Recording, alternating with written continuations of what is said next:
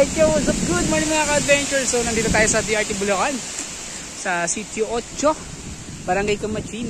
So, nandito tayo sa bahay ng Chuhin ng asawa ng pinsan ko. Dito yan sa side of it. Yan, pupunta kami ng Virgin Falls. So, dito lang muna kami sa stopover. Dito yung mga motor natin. Yan. So, magluluto lang kami ng kakain namin. Ayun, lakas na kain. Woohoo! Lakas. Nalaglag.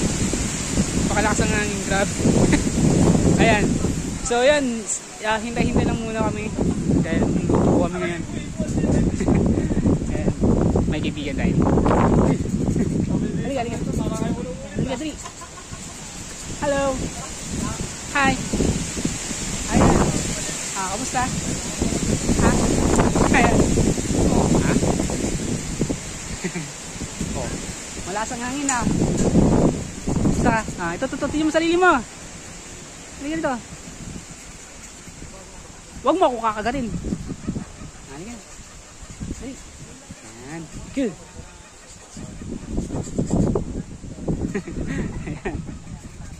Akit na, akit na. Ayan na siya. So, ayan.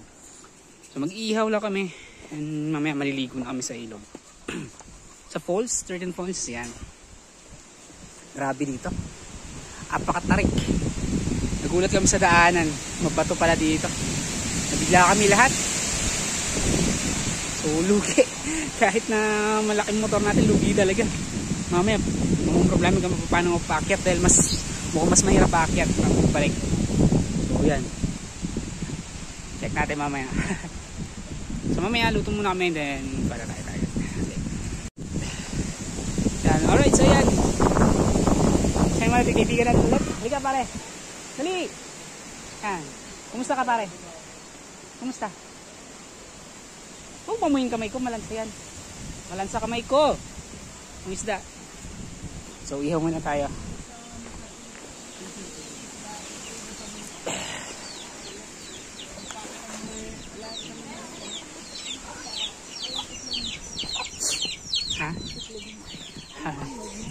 Hindi. Walang internet dito. So yan, ihaw muna tayo mga ka-adventure. Ihawin natin yan. Ulam natin mamaya. Meron pa isa. Napakalakas ang hangin. Lamig ng tubig. Anli.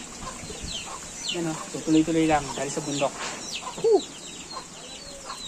Daming sisiw, daming manok.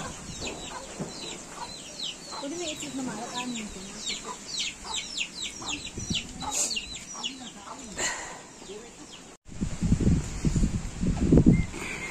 Bang hinintay matapos yung inihaw, ito tayo. Ayan. Okay, so yun si kuya. Binabasahin sa alsado dahil napakaligabok pagdubada ng mga latrak. Nandito sila. Tayo, ihaw muna. Ayawin natin ito para ipang ulam tayo. So hindi problema ang kuwan. Unlimited ang tubig. Ihaw tayo ng isda. Pang ulam natin. So 3 malalaking bangus. Ihaw natin.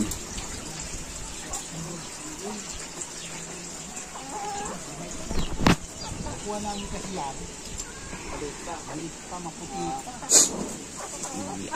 So, di ba sir yung nasa Puning King? Nakagat yun. Hindi mo mahawakan eh. Di ba yung unggoy doon? Ganyan yung alaga namin sa Bicol eh. Bata pa ako nun. Bata pa kami nun nila kuya nung nagkaroon kami ng ganyan eh. 3. Kuha yan, nung kuwan eh, nung pandini. Sabihin tayo marami pang unggoy dito. Ay, marami. Marami pa.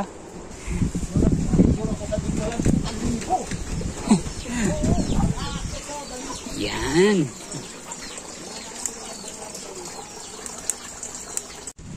So ito yung bahay. Sa loob kami nagluluto. Ito si Mrs. Nagchachap-chap pa ng mga sausawa namin. Ito yung kalsada pababa. Yan, paakyat yan. Si kuya binabasa yung kalsada dahil napakalikabok. Ito yung tubig. Ayan sa taas yung hose. Yan. So So pag bumaba dito kasi mga truck, yan. So halos sunod-sunod, napakarami, siguro mga 10 trucks sunod-sunod na bumababa. After nun, yung batch na yun na 10 truck, may susunod na naman. Ayan. Dito na sila tatay. Dito na si tatay.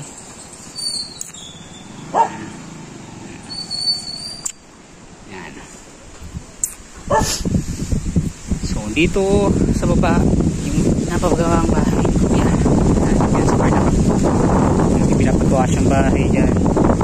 Ayan ang tumuntuan. Grabe. Lakas ng hangin. Ayan yung truck. So bang tayo ng truck dito. Maya maya may lalabas yan dyan. Ayan na yung truck. Ayan.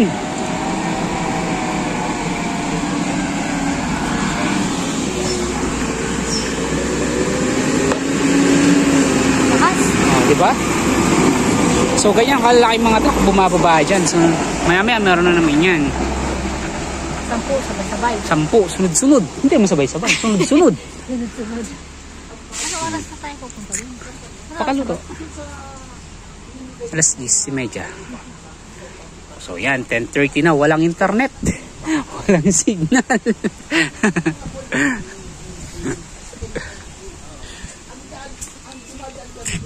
Yes.